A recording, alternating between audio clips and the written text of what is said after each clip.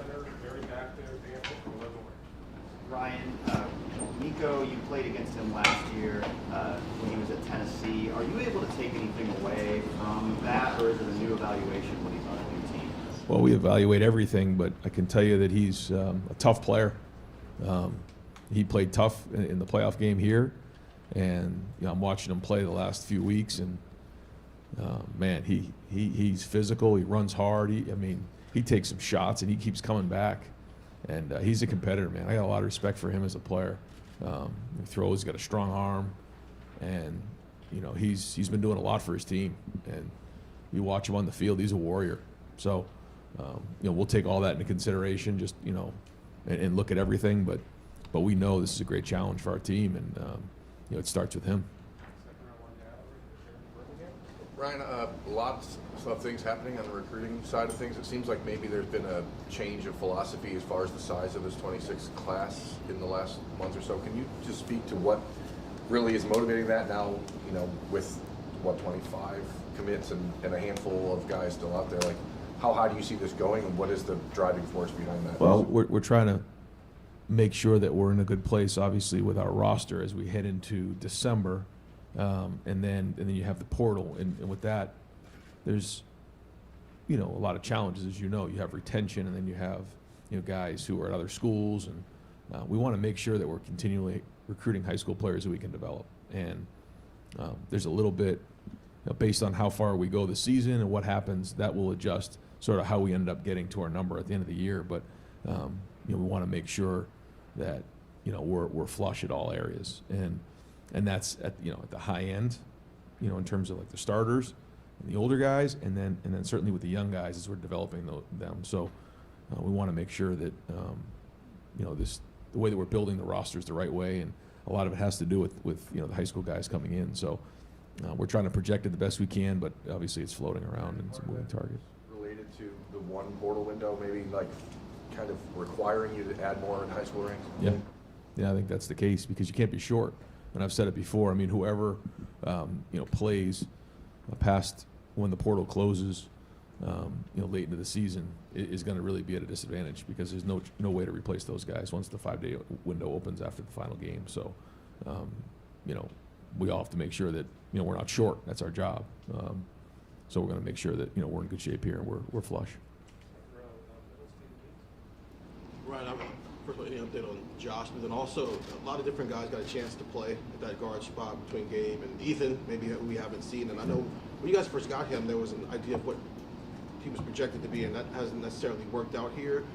Just an update on where his development is, and maybe is he an option along with Josh to be a guy at that right guard spot? Yeah, he's an option. He played in the game, and I thought he had some good movement in the run game and did some good things. So we'll see how this week goes, but we're going to keep pushing the envelope on it and keep grinding on it. But he did have some good snaps in that game, and hopefully we can get him to play at a certain level that we need him to play in order to finish the season the way we want to. Josh, we're expecting a full week from Josh. We'll see how today goes. But he and Phil both, we'll kind of see as the week goes on, but we're expecting a full week of work out of those guys. Right. I think there was a notion that in June with recruiting, maybe things didn't pop quite the way people were hoping they would in terms of commitments. Now that is happening. Is there anything you feel like you guys have a better grasp on now than you did then that's allowing that to happen? Or is there anything strategic about not taking guys in the summer and kind of taking them now? Yeah, I think it's a little bit of a philosophy. Not that we're not trying to get good players, but I think a couple things come into play. One, there's going to be changes in college football year in and year out. That's the first thing, based on how guys play, based on coaching staffs, based on a lot of things. The second part of it is the evaluation of their senior year. So when you take those two things into consideration, the projection was that last spring we were going to be a lot different place in November and December than we were in June. And I think the biggest part is we had more information about the players, because with the amount of resources that we're investing in these young men nowadays, you better be right. That's the most important thing. In the past, you could bring in whoever you wanted. Maybe they were ranked high or whatever. If they didn't work out, they didn't play, or maybe it took 3 or 4 years for them to get on the field, or maybe they tried another school. you can't have bad investments anymore. I mean, it's really important. This is critical decisions, and so we want to make sure that we're, turning over every stone and making sure we're right in our decisions. Not that it's 100%, but we got to do our part and do our due diligence to make sure that when we evaluate these guys, we have all the information that we possibly can to do what's right. So by the university. Ron, what do you think has allowed Arvell to be as impactful this year in his first year as a starter? I mean, just to go from being a backup to somebody they're talking about as an all-American candidate. Right. What's Well, I think the first thing is that Arvell, you see this in guys when they get into the year 3, sometimes year 4, but where the program kind of kicks in. What I mean by that is like all the work that they've done up to that point, it all starts to come together. And I think you see that with a lot of our guys, but in particular with Arvell, he was a very productive player in high school. Coach Ginn did a great job of bringing him along and providing a mindset of what it means to be a Buckeye, and that's critical. What it means to play at Ohio State, and Arvell has that mindset. He had the minute he walked in the door, and I think Arvell never gets distracted with like noise. He just focuses on what matters, and that's a unique trait. We were talking about this the other day.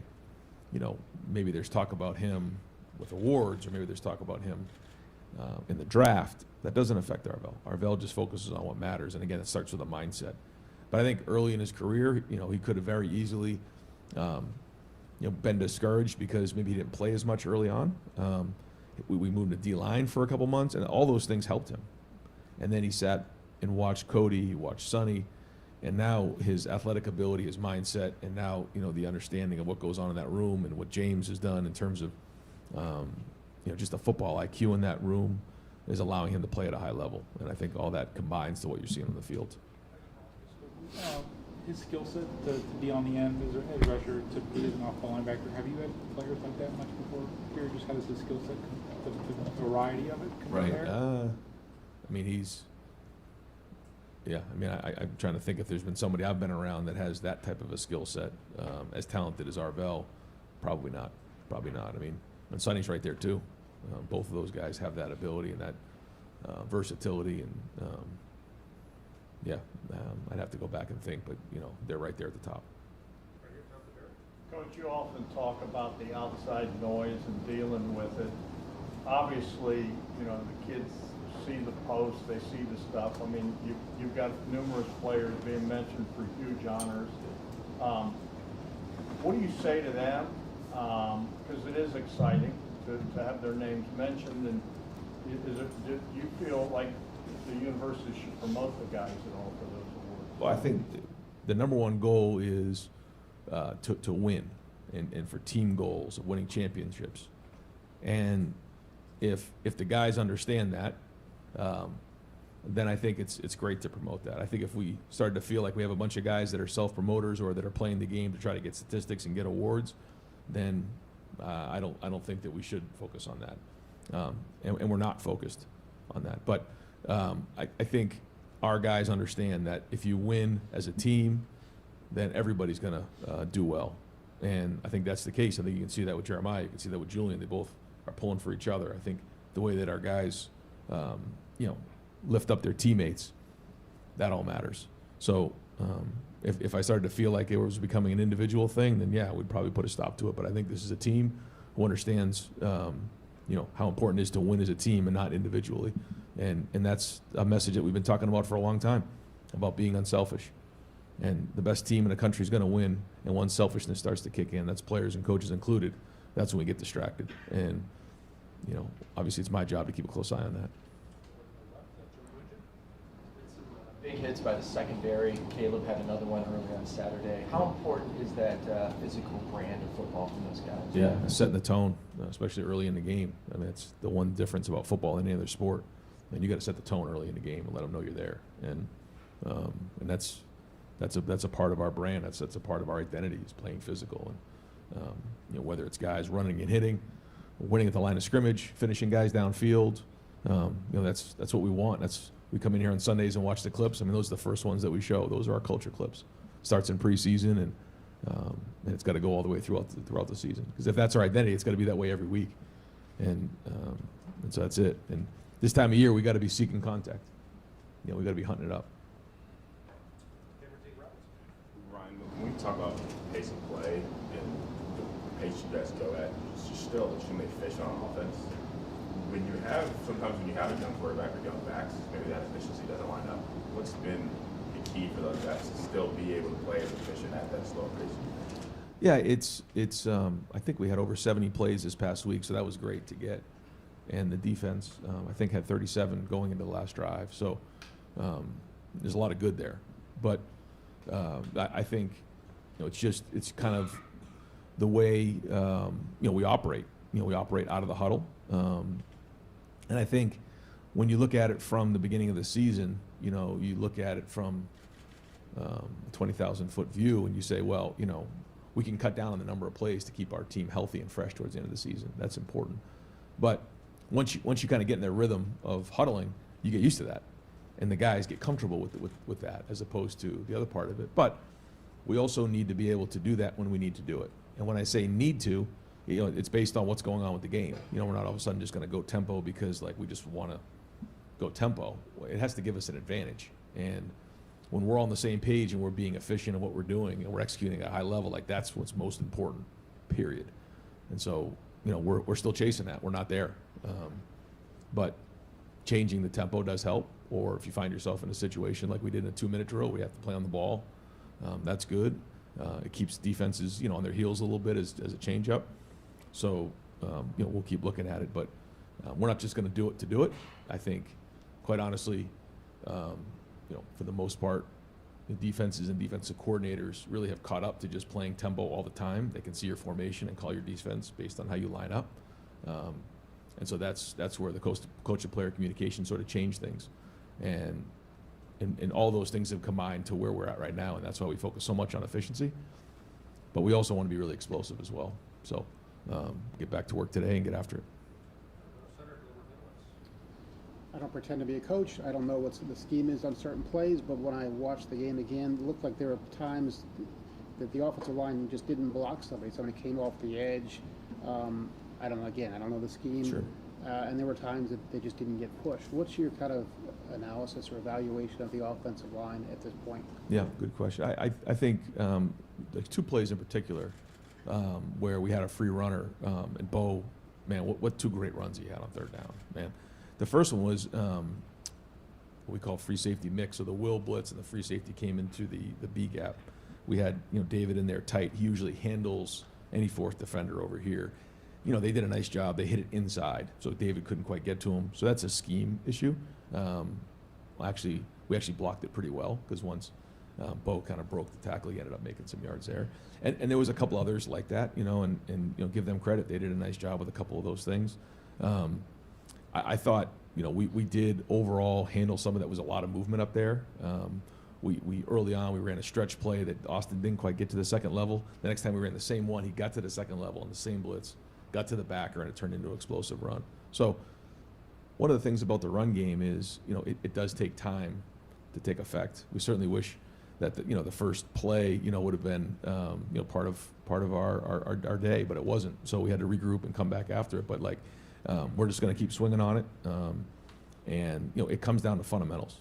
That's it. So, we'll keep trying to figure out ways to be creative and create space and create explosion. But when it all comes down to the end, it's going to come down to fundamentals. And so, but yeah, I think there's positives, but there's also things we got to get better at.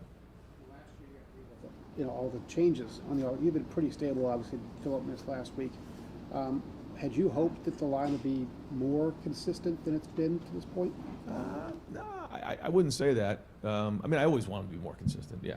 But I can't sit here and say I'm disappointed right now. I'm encouraged with a lot of things that are going on up there. And if I thought it was, a real problem or a mess, I would address it. I know that we're going to get a lot more challenges here, and we're challenging these guys every day. And the backs need to continue to run better, and we need to continue to figure out ways to put them in a situation to be successful. And the angles of the blocks, we've got to keep working on that. But no, I think they're grinding on it. They're working hard. 2 of the guys graded out a champion. The other guys didn't. We upped our ante on being a champion. It used to be over 80. This past week, now we're at 83% because we feel like we need to, increase our efficiency and execution. But yeah, I think there's a lot of good there, but certainly, we know what we need to, get in terms of winning a championship. So we want all those guys to grade out over 83%.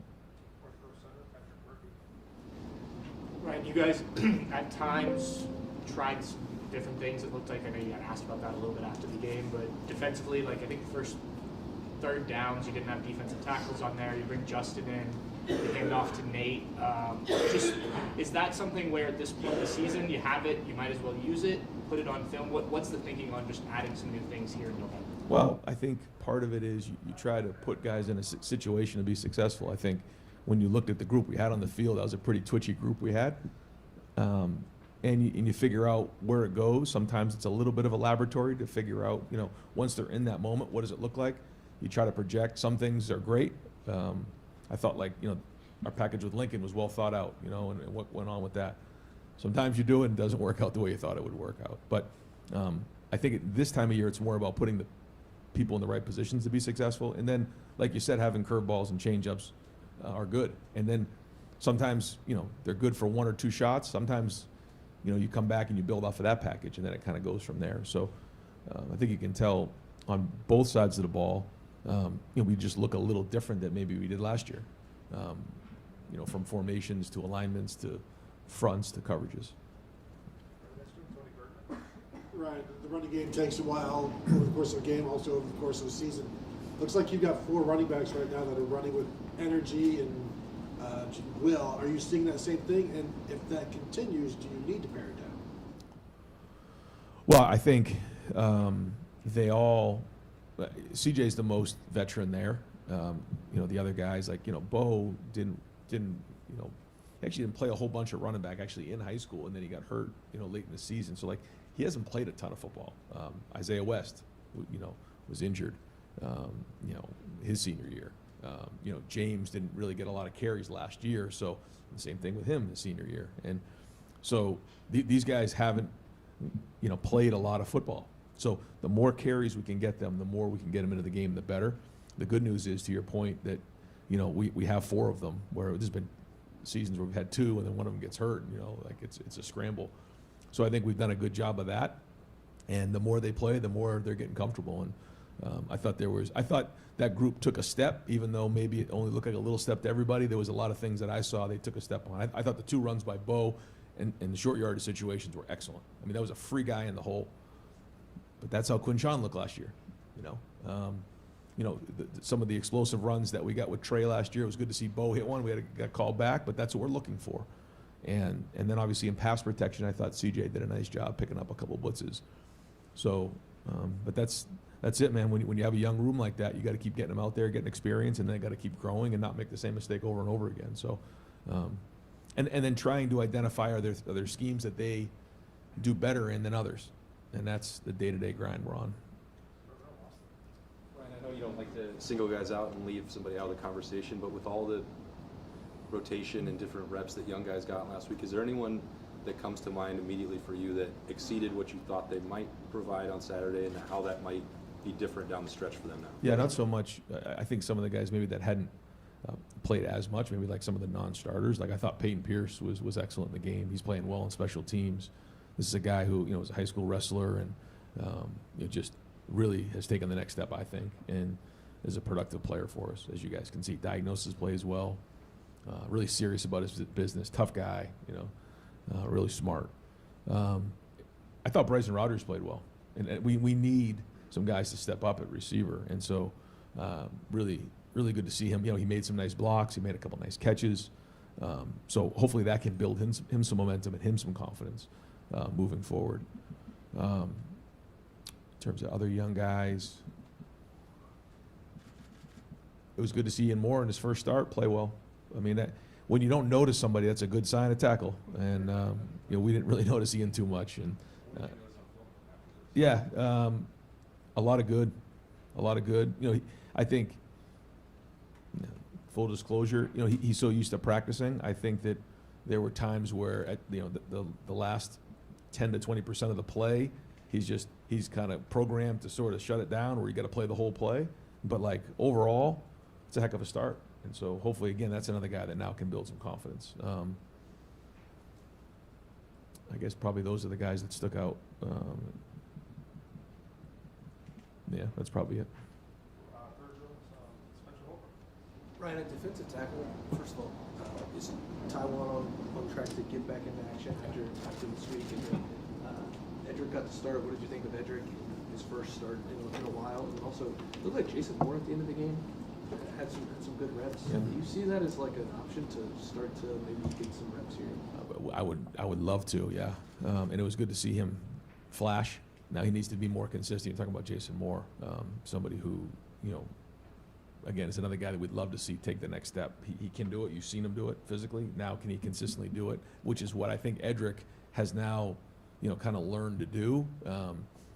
Just, maybe not as much drama, just going out there and playing and playing the next snap. And that's the sign of his maturity, This is a guy who just lights up a room when he walks in a room. Edric is a great young man. He's got a lot of talent, and he's learning how this all works. And, once he made the transition inside, what that comes with. And, he's had ups and downs a little bit this year, but you're starting to see him play his best football. And I think the maturity and the preparation of what he's doing is paying off. And I think, he's going to be a big player for us. And then in Taiwan, yeah, we felt like it was just, could he have played? Yes, but we decided to hold him. Yeah, so expecting a full week of work out of him too. You talk about how you and Julian, when he comes off the field, you have good conversations about what he sees. I'm curious how you've seen that grow over, what's now been 9 games of his career, and then off the field. Once you get back and watch the film, how has he been able to diagnose areas that he could step up? I think once you start playing games with somebody, and you spend more time with them, and you see him on the field, you give him the benefit of the doubt in terms of what he's thinking, and he's not quite there yet, but I understand now that he is putting the preparation in. I kind of understand how his mind works, and there's certain times where you gotta bark at him to make sure that he's locked in. You know what I mean, as a young player, but I see a guy who is locked in a lot, so I'm kind of over that stage, and now it's more about the football and what he's seeing, the decisions he's making, and the preparation, and making sure that he's focused and locked in and concentrating on each situation and what comes with it. And as the scheme continues to increase week in and week out, how important every single play is. So and then just what it takes to execute each play and making great decisions. And then having the toughness to lead the team as we get into these bigger games as the season comes to an end. So that's kind of where we are, and he's doing great in terms of his preparation, his mindset. It might seem a little silly, but do you want him to have the confidence to sometimes make the throws? I know it was an interception against Purdue, but where he feels he can fit things into tight windows, or do you want him to take a step back at times as a young quarterback? I think that's the art of playing quarterback, and if you could tell somebody that, it'd be a lot easier. It's just there's so many moving parts, and after playing the position, I understand, and just that, if you're talking about that one play in particular, in that situation, we had a 17-play drive, and they're dropping 8. There's really no room in there. You probably got to check the ball down or run, and maybe we play 4th down, or maybe we kick the field goal. But there's just so many bodies in the end zone when it's a 3-man rush that gets really hard. And if you're going to make that throw, it's got to be really tall, top shelf, where only he can catch it. But those are the things that it's so hard to replicate, and you got to learn. But he knew it. The minute he knew it, he came right over, and that wasn't a situation where you start barking at somebody. You just because he knows nobody want to take care of the ball better than him in that moment. So, but then if you overdo it, then all of a sudden guys get paralyzed. They don't let it rip. So you got to let it rip, man. And every once in a while, bad things are going to happen. You got to come back from it. And I think, to his credit, he's kind of always stayed even keeled in that area. So again, bigger challenges ahead, but that's kind of where he's at. Ryan, going back to the right guard spots, as you're looking for consistency there, how close is Josh, I guess, assuming his health, how close is he to earning a start in that spot or getting consecutive drives to see what that looks like for him? Yeah, I think right now, where we stand right now, it's we're going to kind of split the duty up there. But who knows? That might change later today. Josh has got to get healthy. We'll see how Ethan does today. But that's kind of where we kind of feel like we are right now. And we feel like splitting the reps can help them all those guys become more efficient. But we're going to keep evaluating, keep pushing on it, and see where we go. And a big part of it is how healthy Josh is. You were talking about the offensive line play earlier. You mentioned David. Who were you talking about there? You said David. No, David Adolph. He was at the receiver position for that play. Yeah. Brian, when it comes to recruiting, what kind of value do you find in terms of positionless players, maybe guys that can do a bunch of different things on a field, and on offense or defense? That's another thing. I think that is like, not to give away trade secrets, but I think nowadays, if you're just a one position only guy, you better be elite, And so if you're an offensive lineman that can play, guard and tackle, or you're a receiver, that can block and run, or if you're a linebacker that can play on the edge, or you're a nickel that can play corner, or safety that can play down, like all those things come into play, because the versatility is important, because we know this roster's every year is getting shorter and shorter. We're going to get to just over 100 people on the team, and so that means everybody has to have versatility. That means guys who are on the field and also scout team guys. So anybody that we're bringing into the program, we want to have some versatility. I think you can see by maybe some of the guys that we're adding to the roster here, even over the last month, they can do multiple things, and I think that's important. Guys like Xavier Johnson, like think about how many roles he played. A guy like Mitch Rossi, these guys, they became very important in those seasons because they could do multiple things, and so the more guys like that we can have in the program, I think the better off we're going to be. Ryan, when you're talking about maybe working in more guys on defense, different guys on defense, if you look last year behind your 11 starters on defense, the next 6 guys in number of snaps were Jermaine Matthews, Kenyatta Jackson, Caden Curry, Arvell Reese, Caden McDonald, and Lorenzo Stiles, who are all starting this year. If you're playing other guys, is it mostly about keeping guys fresh for this year, or are you thinking ahead to next year for development, retention, that we also want to build the next group of starters? I think a couple of things. I think the first thing you're thinking about is development for this year, developing depth. What is it going to look like when you put you in a game, in a Big Ten game? What does it look like in those moments? It's one thing what we see in practice, but it's another thing to actually do it in the game. So that's the first thing we're trying to evaluate. And the second thing is, like, to your point, like, where are we going? What's this looking like in the next 2 to 3 years? In each game, we'll go through and we'll take a look at the guys and see how they do, and try to figure in all these decisions on guys coming into the program, retention, all of that, and then try to project out the best we can based on what we see. And as you can imagine, there's a lot of conversation. He just needs more reps. His awareness is excellent. We can see a projection over here. Look at this. Maybe in a different type of scheme or a different type of play, he could do these types of, like, we're all trying to figure those things out. Where we feel like with the older guys, we have a pretty good feel for that, which is why we've adapted on both sides of the ball. All right, Coach, thank you. Yeah, thanks.